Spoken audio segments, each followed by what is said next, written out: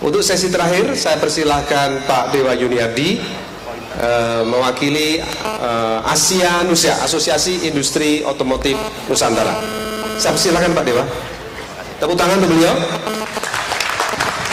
Terima kasih Pak Rosid ya. Waktunya kayaknya singkat sehingga saya juga nggak bisa bicara banyak ya. Assalamualaikum warahmatullahi wabarakatuh.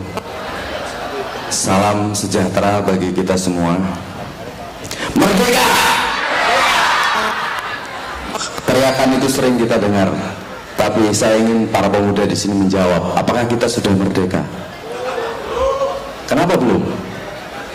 Ya, secara fisik kita sudah merdeka, tapi sekarang sudah sejak zaman udah lama kita ini masih dijajah secara ekonomi maupun budaya.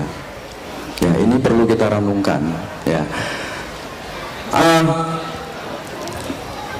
Di sini sebelum saya mulai, saya ingin kita bawa dulu bukan ke arah teknologi, tapi ke arah ekonomi sedikit aja ya. Kita sama-sama merenung ya. Pertama-tama sebelum saya mulai, perkenalkan bahwa kami dari Asia Nusa, Asosiasi Industri Otomotif Nusantara. Ini adalah sebuah perkumpulan dari industri-industri otomotif nasional. Ya, jadi kami berkumpul di sini. Ada asosiasi lain tapi itu di luar kami. Ya, karena kami yang punya merek, pemegang merek dan pemilik itu ada di bawah kami asosiasinya. Itu kira-kira. Nanti akan saya jelaskan lebih detail setelah ini.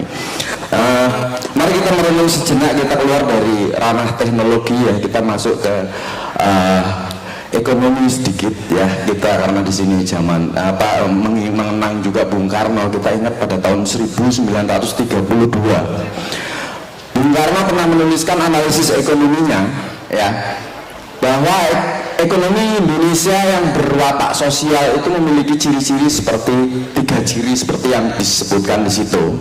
Pertama, ya ekonomi kolonial. Pertama, diposisikan perekonomian Indonesia sebagai pemasok bahan mentah bagi negara industri maju. Kita diposisikan sebagai pemasok bahan mentah. Yang kedua, dijadikan perekonomian Indonesia sebagai pasar produk negara-negara industri maju. Yang ketiga, perekonomian Indonesia sebagai tempat untuk memutar kelebihan kapital yang terdapat di luar. Ini yang terjadi pada zaman kolonial dan kita rasakan sampai sekarang. Ya, pada tahun 32 Bung Karno pernah berpikir menganalisis perekonomian seperti itu.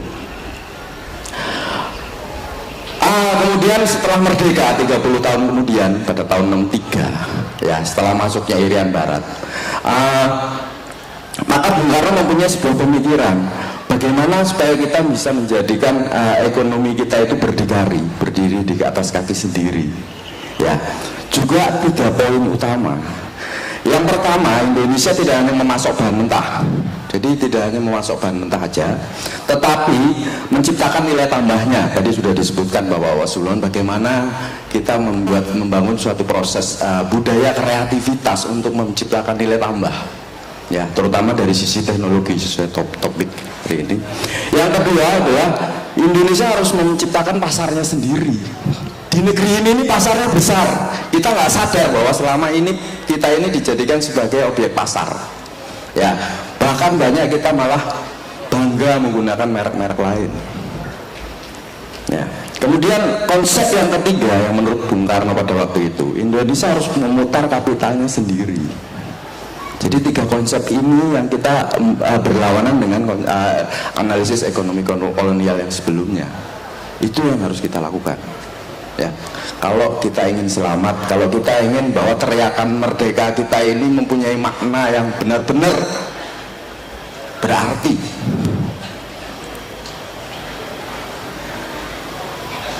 Kemudian pada waktu itu setelah tahun 63 sampai kemudian ini konsepsi itu ada beberapa hal mengganyang Malaysia dan lain-lain ya. Ternyata kemudian Bung Karno sendiri akhirnya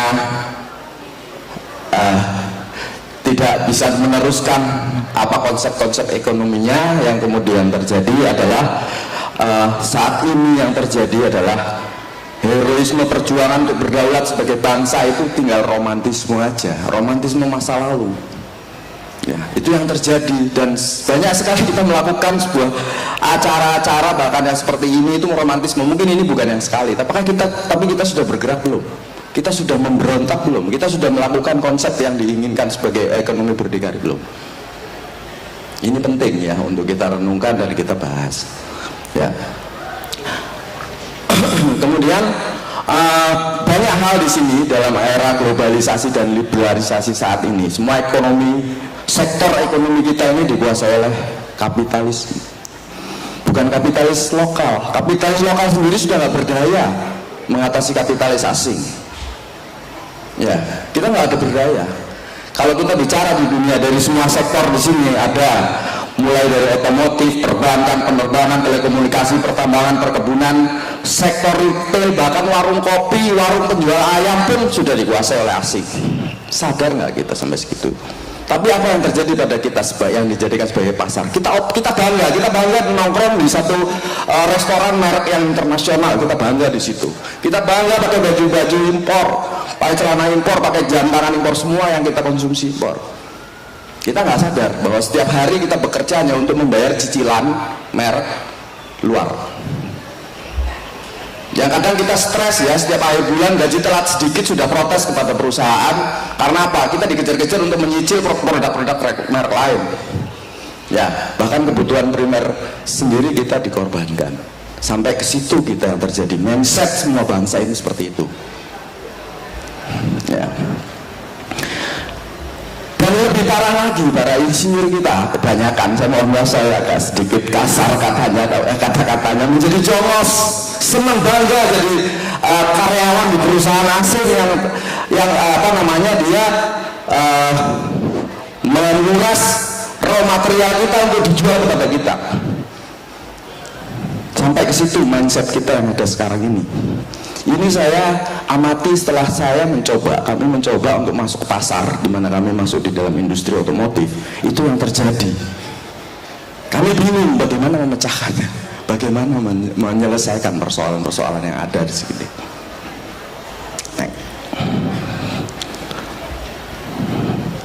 Nah, karena saya ini otomotif, tadi banyak sektor, tapi saya akan lebih detail mengenai otomotif ya, sehingga kita membahas di sini mengenai otomotif sendiri. Yang terjadi saat ini bahwa kendaraan roda 4 di Indonesia ini sudah lebih dari 25 juta unit.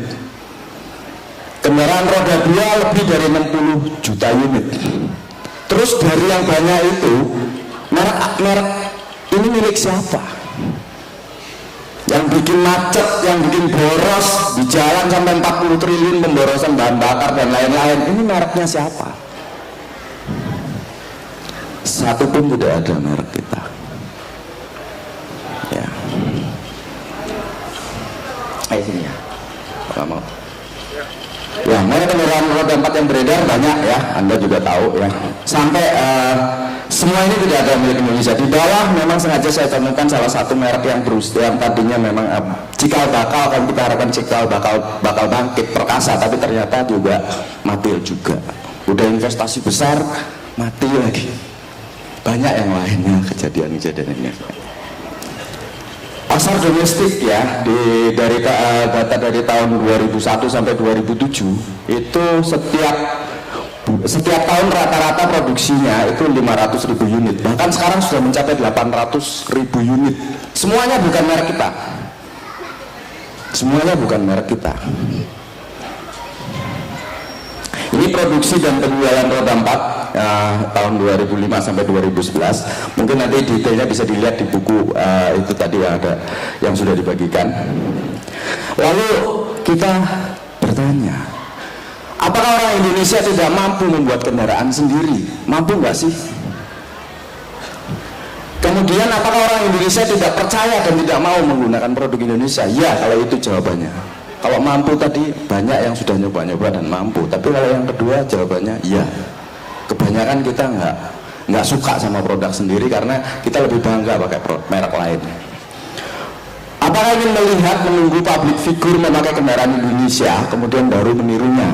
Hal ini sudah dicoba oleh Pak Jokowi tempo hari untuk mencoba untuk membangkitkan semangat nasionalisme untuk memberi produk Indonesia. Tapi ya nggak tahu perjalanan kedepannya seperti apa. Apakah orang Indonesia benar-benar pasrah menjadi pasar produk luar? Kita pasrah aja deh, aku beli aja deh, aku kredit deh.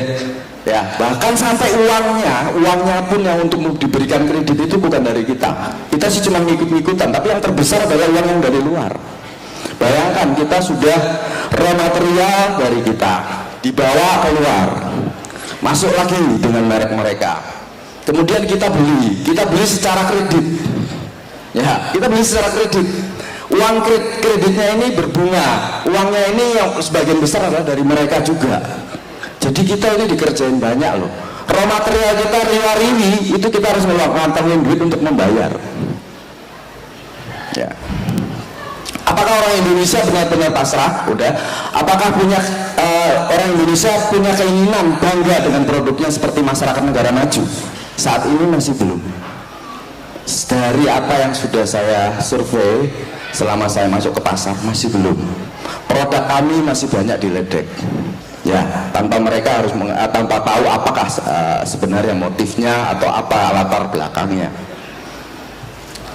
Lalu kemana insinyur Indonesia yang jutaan ini yang berada dan apa yang mereka kerjakan? Ya, jadi ini perlu kita renungkan bersama. Ya, banyak insinyur kita bekerja, malah banyakkan bangga ini yang target-target malah jadi impian. Kalau lulus saya mau kerja di perusahaan asing. Padahal perusahaan asing itu menggerogoti raw material kita. Padahal perusahaan-perusahaan asing memang gajinya gede. Kalau ditanya kenapa sih teman-teman saya yang bekerja di perusahaan, kenapa kok Anda begitu? Di Indonesia saya digaji berapa? Ya, jadi tatanan kita, tatanan insinyur kita masih berkisar soal motivasi uang. Ya, di sana gajinya gede, anunya besar ya, gajinya besar, ya kan. Kemudian fasilitasnya bagus, kesehatannya bagus, pensiunnya bagus. Di sini enggak. Ya, tapi ini kan jadi kayak lingkaran setan. Akhirnya kita nggak pernah bisa menyelesaikan masalah di negara kita sendiri kalau ini dibiarkan lebih lanjut. Saya sedikit menyinggung tentang sistem bisnis industri otomotif. Ya, yang pertama di sisi yang biru itu status yang belum dipunyai industri otomotif Indonesia. Ya, ini adalah merek. Ya, jadi Indonesia ini nggak punya merek otomotif satupun. Ya, saat ini ya kami di Asia Indonesia sedang merintis untuk itu. Nah, di sistem bisnis yang lain ya itu ada manufacturing atau perakitan. Ini sudah banyak. Di sini banyak yang namanya ATPM dari merek asing. Ya, merek asing itu istilahnya adalah prinsipal asing. Ya. Kemudian ada lagi industri karoseri. Ini sudah banyak. Modifikator, kemudian perbengkelan. Nah, kelima industri ini itu disupport oleh industri komponen. Ya, kita bisa bayangkan satu di atas tidak ada, yang merah ini ada, komponen ini ada sebagian. Ya, ini dampaknya adalah sangat besar sekali buat kita, dimana kita ini sekarang ini dikerjain istilahnya. Mulai dari disuruh raw material kita digali, dibuat, dibikin nilai tambah yang menciptakan mereka. Ya. Nah, yang biru inilah kita harus mulai kalau mau masuk ke industri otomotif di daerah yang biru. Kita disebut ini prinsipal atau pemegang merek. Ya, karena mindset kita selama ini sudah dipengaruhi oleh produk-produk asing, ya, maka kita nggak sadar bahwa kita ini kalau mau memulai industri otomotif tidak banyak yang melakukan tidak sebagai pemegang merek, tapi sebagai perakit dulu. Padahal di pemegang merek inilah urusannya insinyur, urusan teknologi itu ada di pemegang merek. Mulai dari konsep desain, ya, ngitung satu persatu, membuat konsep desain, kemudian membuat konsep pemasaran, kemudian menghitung, kemudian membuat prototyping, menguji prototyping sampai siap diproduksi. Ini bagian utama yang harus kita lakukan kalau kita mau bermain di industri otomotif. Ya. Nah, ini sedikit saya kasih gambaran secara garis besar bahwa industri otomotif, breakdown dari otomotif itu ada 4 bagian besar. Yang pertama adalah platform. Platform itu terdiri dari body, frame, ya, body, frame, chassis dan mechanical system yang ada di dalam itu. Merek akan ditentukan oleh ini prinsipal. Ini kerjaan insinyur ini. Kerjaan insinyur untuk mendesain. Jadi Anda kalau ingin ada berkeinginan untuk masuk ke otomotif, Anda harus memperhatikan di sinilah yang pertama. Kemudian yang kedua adalah powertrain, itu engine, transmisi, diferensial. Ini nggak usah kita bikin. Ini banyak beberapa mindset yang kurang tepat, yang akhirnya mempersulit kita bahwa kalau Anda bikin mobil, punya merek mobil harus punya mesin, harus bisa bikin mesin. Nah ini udah jelas ini apa? Isu-isu semacam itu sebenarnya untuk mempersulit, ya. Karena saya banyak jumpain di pasar, mesinnya merek A sama merek B itu sama, cuma diganti labelnya aja, covernya jadi merek A, merek B, itu pabriknya sama. Ya, yang penting adalah platform. Bahkan di sektor industri, sektor modifikator maupun karoseri, orang akan bicara bahwa saya merubah mobil, ya, saya membangun sebuah mobil yang sudah merek lain, kemudian tanya basicnya apa, itu platformnya, mereknya, itu basic, ya, yang tadi seperti saya jelaskan bahwa basic inilah, disinilah kita harus memulai, tidak di mesin. Mesin setelah kita masuk ke dalam pasar, barang kita laku, barulah kita buat mesin. Kalau barang belum laku kita udah buat mesin terus bangkrut, barangnya nggak dibeli sama nggak direspon sama pasar, ya kita risikonya makin gede, ya gitu. Kemudian elektrikal dan interior, ya gitu. Nah ini saya menekankan lagi di sini bahwa yang biru ini itu proses yang harus dilakukan adalah product planning, styling, prototyping, homologation, engineering design.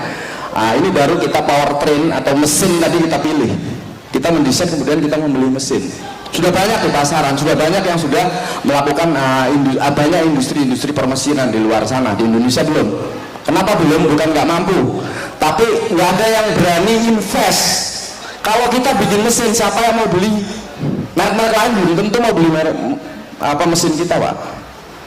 Adik-adik sekalian, ya.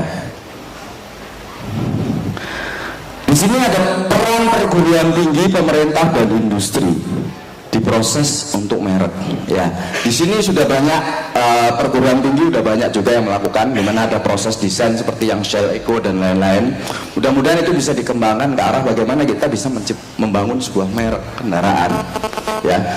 Nah kemudian untuk yang di bawahnya manufacturing, ini adik-adik kita SMK sudah banyak yang mulai tertarik dan mulai belajar mengenai bagaimana cara merakit, ya. Bahkan kemarin saya ketemu di luar sana itu ada satu produk yang menurut saya bagus, hebat, ya. Bukan yang mobilnya, bukan yang kayak pengganti becak itu loh, ya. Itu menurut kami itu benar-benar original Indonesia. Hanya saja ini yang membuat adalah adik-adik SMK. Ini perlu peran dari adik-adik sekalian yang dari perguruan tinggi untuk benerin secara engineeringnya. Masih banyak kelemahan engineering, ya wajar karena adik-adik SMK nggak diajari hitung-hitungan, ngitung baut aja dia nggak diajarin, ya kan? Gitu. Ini di sini adalah potret dari industri komponen, di mana satu mobil itu ada sekitar 5.000 komponen. Bayangkan ini mempunyai dampak bahwa untuk membuat satu mobil aja ada 5.000 komponen. Dampaknya adalah banyak yang kita bisa mengajak atau berpengaruh terhadap industri-industri yang lain di komponen itu. Ya, kenapa kita nggak punya ATPM? Nanti itu kita renungkan, kita cari jawabannya. Ini kalau untuk membuat satu industri mesin itu ada dua fase. Yang pertama adalah fase pertama rencana dan pendanaan, perizinan dan SDM. Ini kira-kira akan sebesar 20 atau 30% kita butuhkan uang untuk investasi. Dan ini semuanya nilainya rupiah karena ini kita punya. Ya. Kemudian fase kedua mulai di mesin produksi, raw material, training dan lain-lain. Ini yang kita keluarkan investasi dalam bentuk dolar. Karena Indonesia belum punya. Ya. Oke. Nah, impian kita adalah kita mulai dari bayi. Kami ini di Asianusa sekarang ini jadi bayi masih, ya. Jadi belum punya daya saing. Kemudian meningkat menjadi remaja sampai ke siap mempunyai daya saing. Ya, ini konsep prinsipal yang konsep pemegang merek yang kami konsepkan. Ya, itu kira-kira butuh waktu 10 sampai 15 tahun untuk mencapai dewasa. Akhirnya kita bisa kalau ini impian kita terwujud, maka di sini sebagai prinsipal, maka akan apa yang kita dapatkan? Jati diri bangsa, kemandirian teknologi otomotif, multiplier effect, artinya itu memproduksi otomotif tadi bisa dijelaskan bahwa itu komponennya aja ada 5.000, ya. SDM mandiri dan menghemat dan menghasilkan devisa. Saat ini devisa kita dari industri otomotif yang keluar adalah 70%. Ya, 30% itu ditinggal di sini. Artinya 30% untuk bayar gaji karyawan, untuk bayar listrik, bayar biaya operasional di sini. Yang 70% terbang keluar karena prinsipalnya bukan kita. Nah, ini Asianusa didirikan pada 23 Februari 2010. Ya. Kemudian kronologinya pada tahun 2025 sampai 2009 kami sudah melakukan R&D, ya, melakukan pameran dan kemudian mendeklarasikan di Kemenperin pada waktu itu, ya. Filosofi kami adalah masuk ke celah pasar di atas harga motor, di bawah harga mobil, dan membidik pasar kendaraan serbaguna atau transportasi. Kami tidak bermain di mobil pribadi. Karena kami juga tahu diri kalau langsung bermain di situ, pertama dari segi quality, dari segi keindahan mungkin kami kalah, ya. Sehingga kami mencari pasar, ngorek-ngorek cari pasar yang belum digarap. Itu yang kami lakukan. Ya, kemudian kemandirian adalah ownership perusahaan Indonesia, perancangan, analisa dan paten orang Indonesia. Ini penting. Karena kalau ini enggak kita jadikan sebuah kriteria, maka merek itu kembali lagi akan terjadi merek asing, walaupun dia bilang bahwa ini diproduksi di Indonesia, ini dirancang oleh orang Indonesia, mereknya tetap asing, Pak.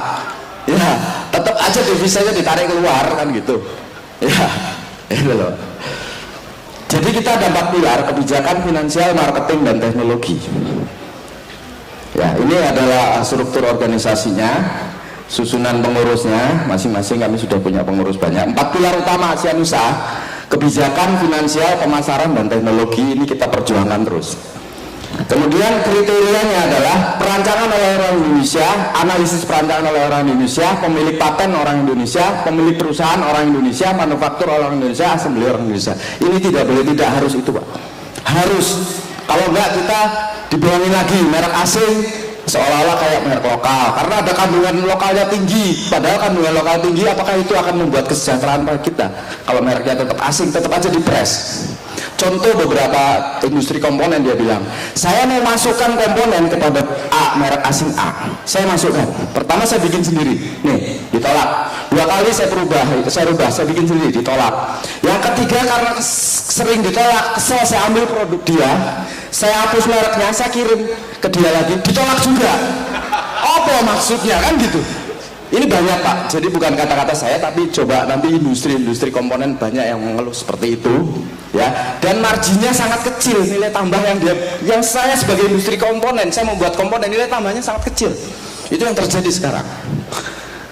Status produk, ya kita lanjutkan agak tergesa-gesa. Ini ada 9 produk. Pertama, Finkomodo. Finkomodo ini sudah tahun 2008 kami produksi, selesai riset dan sudah dipasarkan, sudah masuk pasar. Ini pasarnya adalah bukan jalan raya. Jadi kalau Anda butuh kendaraan untuk yang tidak di jalan raya, belilah Komodo. Ya. CC-nya 250 cc. Ya, ini sudah banyak di perkebunan, kehutanan, pertambangan, ya. Di jalan raya mungkin ada semua yang ada di sini sedikit yang sudah pernah melihat karena nggak pernah jalan-jalan di jalan raya. Kemudian yang kedua, Gea tadi sudah dijelaskan sama Pak Suryanto. Kemudian Tawon ini juga sudah siap produksi. Kancil sudah di jalan raya tapi sekarang hidup segan mati tak mau. Arina muncul sebentar sekarang mati. Ya, Benio ini masih prototipe. Wakaba ini karya anak Unisba Bandung. SMK yang sudah sering didengar, dan yang terakhir ini mesin ITM yang dirancang oleh mesin Rusnas dulu sama BPPT dan Pak Profesor Bapak almarhum Pak Suprapto, ya. Ini kategori tahapannya, tadi sudah saya jelaskan, prototipe Wakaba, Arena dan lain-lain yang diproduksi Komodo, Tawon, Gea dan Kancil. Ini Vin Komodo, ya saya ringkas saja karena sudah ada ya di situ ya, silahkan dibaca sendiri. CC 250. Nah, ini mobilnya ya, ini khusus bukan jalan raya. Spesifikasinya ini tim Vin Komodo. Nah ini waktu itu Pak Dede Yusuf dan Pak Dahlan Iskan pengen nyoba naik Komodo ini ya. Nah ini apa produk kami ya, itu ada yang di bawah itu ada kanvasnya, yang lain masih terbuka, ini basic. Nah ini penggunaan Komodo di beberapa proyek-proyek yang di bukan jalan raya ya. Kemudian ini galeri, itu bisa dilihat itu bahwa Komodo bisa naik tangga truk seperti itu karena teknologi ya. Ini didesain oleh Bapak Ibnu Susilo sebagai pemimpinnya, beliau ex-PTDI yang dulu beliau merancang mobil Maleo. Dan satu hal yang perlu saya informasikan bahwa Komodo ini didesain dengan basic pesawat terbang. Jadi Anda naik Komodo itu seperti naik mobil sedan, walaupun itu jalannya geronjal-geronjal. Kalau nggak percaya coba buktikan, silahkan datang ke Bandung Cimahi ya. Kami karena tren ada mobil listrik, kami juga mencoba untuk membuat konsep mobil listrik ya, kami ikutan, sehingga kalau memang nanti mobil listrik itu programnya berjalan, kami bisa cepat-cepat masuk karena kami sudah menyiapkan konsepnya ya. Ini kami evolusikan dari situ kemudian menjadi berubah seperti mobil listrik ini. Nah ini award yang sudah diperoleh oleh Komodo ya, kami mendapatkan New Wave Commercialization Cars pada IMS 2010. Dan ini kami juga mendapatkan anugerah sebagai Technopreneurship Award ya, yang dulu diberikan oleh BBBT ya. Kemudian Tawon ini 650 cc, tadi sama mirip dengan Gea, mesinnya segala macam, cuman yang Tawon masih karburator ya. Bentuknya Tawon, spesifikasinya bisa dilihat. Nah ini bentuknya itu seperti ini, ada 3 produk, city car, pickup, dan yang satu ini rencana ingin jadi peremajaan Angguna di Surabaya, yang di bawah kiri ini disebut Metro Tawon. Kemudian Kancil ini sudah ada 200-an unit di Jakarta tapi mati, artinya nggak bisa lanjut ya. Gea tadi sudah dibahas secara detail Pak Sur ya. Kemudian Wakaba ini masih prototipe yang dibuat oleh mahasiswa Universitas Pasundan di Bandung ya. Arena sudah pernah muncul, CC-nya juga rendah. Kami semua bermain di CC di bawah 1000 ya. Nah untuk yang penasaran karena waktu saya ini sempit ya, silakan Anda bisa buka-buka di websitenya. Kami ada informasi lebih detail di sana di website kami ya. Nah kalau saya bilang tadi dari kata-kata yang diucapkan oleh presenter berikut sebelum saya bahwa berilah saya 10 pemuda yang semangatnya berkobar, maka kita bisa menggemparkan dunia. Saya berharap 95% dari pemuda yang ada di sini berkobar semua, maka bukan hanya dunia, jagat raya akan berkobar, jagat raya akan gempar. Saya berharap ada adik sekalian begitu. Salam Asia Nusa. Silakan kalau ada yang penasaran, nanti kalau ditanya jawab, kalau nggak ada kesempatan lagi silakan bisa buka website kami, ada semua websitenya di situ. Terima kasih. Assalamualaikum warahmatullahi wabarakatuh. Salam sejahtera. Terima kasih Pak Dewa Yuniardi, luar biasa. Ini semua hadirin mungkin sudah agak capek ya, betul ya.